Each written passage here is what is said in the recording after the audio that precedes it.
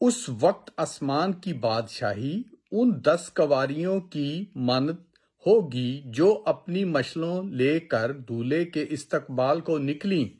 ان میں 5 بیوقوف تھیں اور 5 عقل مند تھیں۔ جو بیوقوف تھیں انہوں نے اپنی مشلیں تو لے لیں مگر تیل اپنے ساتھ نہ لیا، مگر عقل مند نے اپنی مشلیں کے ساتھ اپنی کپیوں میں تیل بھی لے لیا۔